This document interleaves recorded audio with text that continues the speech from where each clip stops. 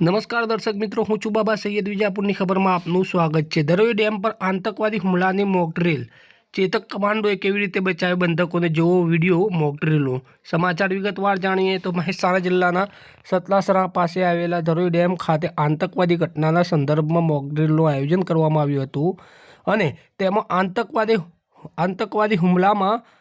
આતંકવાદી હુમલા દરમિયાન કેવી રીતે સાવચેતી રાખવી તેમજ કેટલી સતર્કતા જાળવવી તે અંગે વિગતવાર જાણકારી આપવામાં આવી હતી. આ મોકડ્રીલ આજે સવારે 10:15 શરૂ થઈ હતી, જેમાં એક સ્કોર્પિયો ગાડીમાં સવાર 2 આતંકવાદીઓ સાબરકાંઠા તરફના ધરોઈ ગેટ નંબર 2 પાસે સુરક્ષા કર્મચારીને ઈજા પહોંચાડીને ડેમમાં ઘૂસી ગયા હતા અને કંટ્રોલ રૂમમાં કામ કરતા 3 કર્મચારીઓને બંધક બનાવી લીધા હતા. આ ફક્ત મોકડ્રીલ હતો.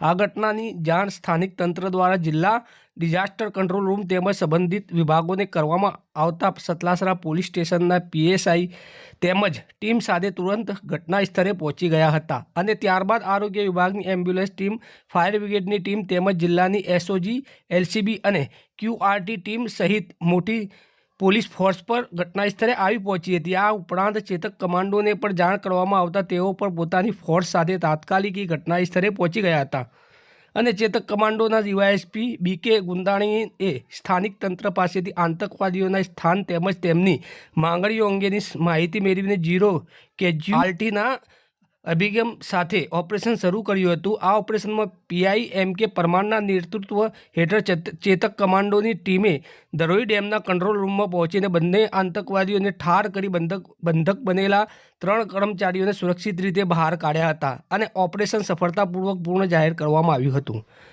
મોકડ્રીલના અંતે ચેતક કમાન્ડોના ડીવાયએસપી ડીવી ગોહિલે તમામ હાજર અધિકારીઓ અને કર્મચારીઓને આતંકવાદી હુમલા જેવી ઘટના બનવાના સંજોગોમાં કયા પગલાં લેવા જોઈએ, કેટલી સતર્કતા રાખવી જોઈએ, કોને જાણ કરવી જોઈએ અને કેવી રીતે સાવચેતી રાખવી જોઈએ તેની વિગતવાર માહિતી આપી હતી. તેમજ આપત્તિના સમયે બચાવ કામગીરી કેવી રીતે કરવી તે અંગે પર માર્ગદર્શન પૂરું પાડ્યું હતું. આ મોકડ્રીલમાં DYSP Dineshsinh Chauhan, SOG police inspector NR Vaghela, IB police inspector AK Parmar, Satlasara મામલેદાર, સતલાસરા તાલુકા વિકાસ અધિકારી, ડિઝાસ્ટર કંટ્રોલ રૂમના ડીપીઓ તેમજ પીએસઆઈ પીએન રબાડી સહિત અનેક વિભાગોના અધિકારીઓ અને કર્મચારીઓ હાજર રહ્યા હતા.